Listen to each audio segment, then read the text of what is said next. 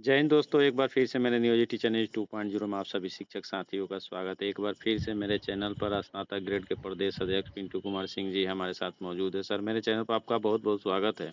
आपको भी बहुत बहुत धन्यवाद। ये जो रेशनलाइजेशन की जो प्रक्रिया है, आखिर ये किस आधार पर रेशनलाइजेशन होगा?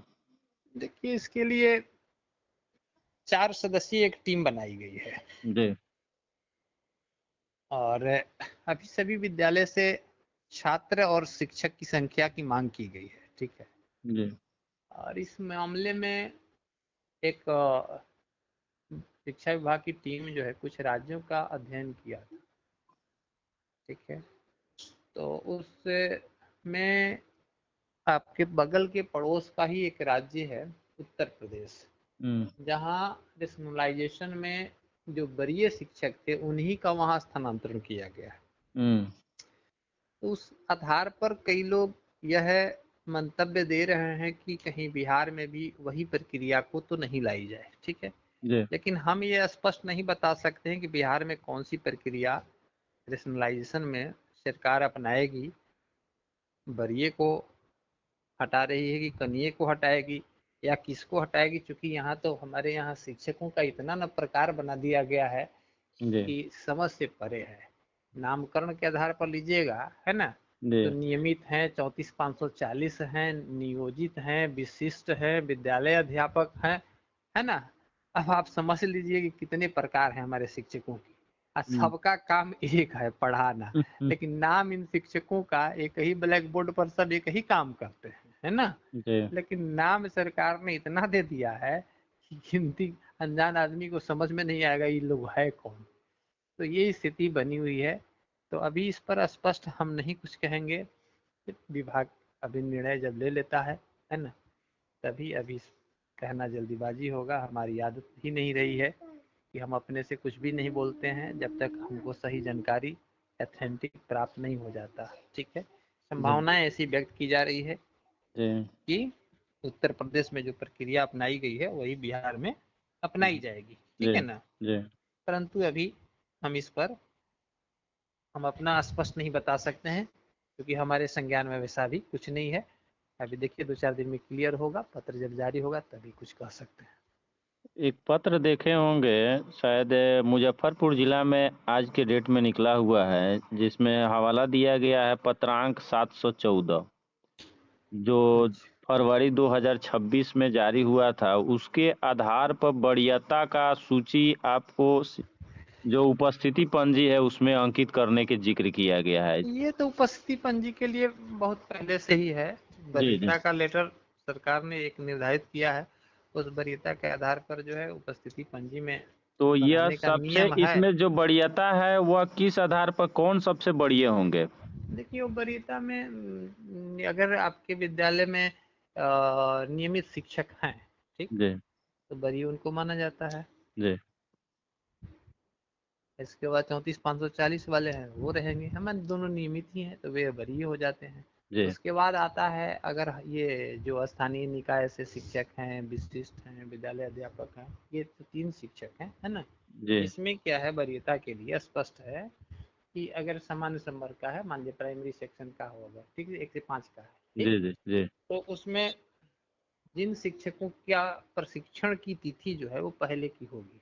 जी जी जी मान लीजिए 2 आदमी दोनों 2010 में बहाल है ना, बिल्कुल या 2005 में बहाल है, ठीक। जी अगर एक आदमी 2012 में प्रशिक्षण लिया, एक आदमी 2010 में ले लिया, ठीक जी ना, जी तो 2010 में जिनका प्रशिक्षण है, ठीक, जी वो वरीय हो जाएंगे। मतलब जिसका प्रशिक्षण का डेट पहले का होगा, ठीक है, वही सीनियर है। अगर 2 आदमी का सेम हो जाता है ना, एक ही डेट का हो जाता है, डेट तो of birth. Date of birth के आधार पर उसको वरीय। यही हमारी वरीयता सूची का पत्र है, यानी इसमें सब कुछ नियमित क्लियर है। नियमित के बाद आपको HMST आएंगे और उसके बाद विशेष शिक्षक, नियोजित शिक्षक, BPSC शिक्षक, यही ना?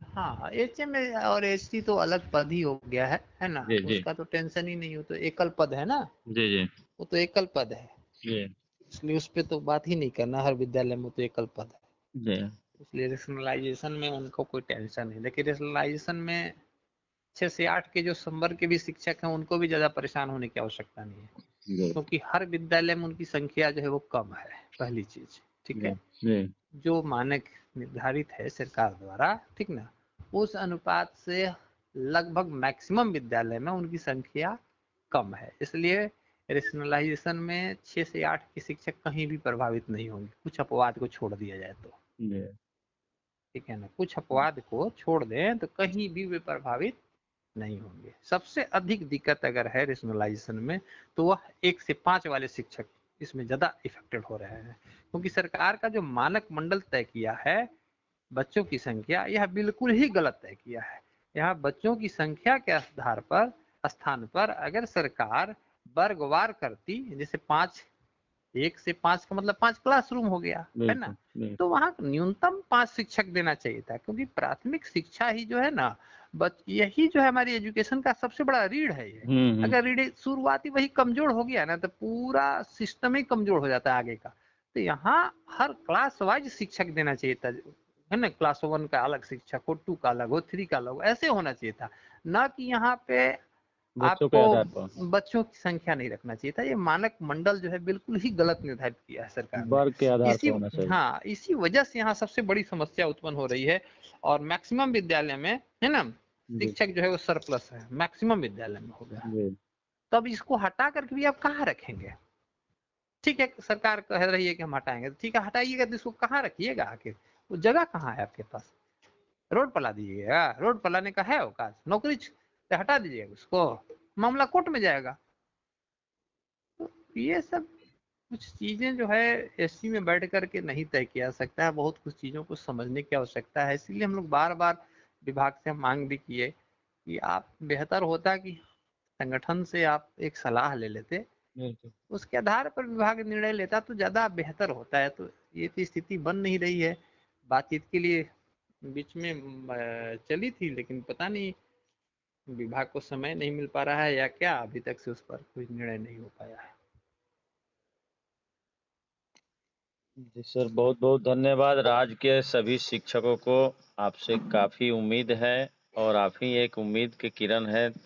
आप ही के बदौलत विशेष शिक्षकों को जो है पे प्रोटेक्शन का लाभ मिला, डीए जो था उसमें भी बढ़ोतरी नहीं हो रहा था, वह भी मिला, और साथ में उसका अंतरराशि भी मिला। काफ़ी आपसे अपेक्षा है और आगे भी अपेक्षा रहेगी। बहुत बहुत धन्यवाद आपको।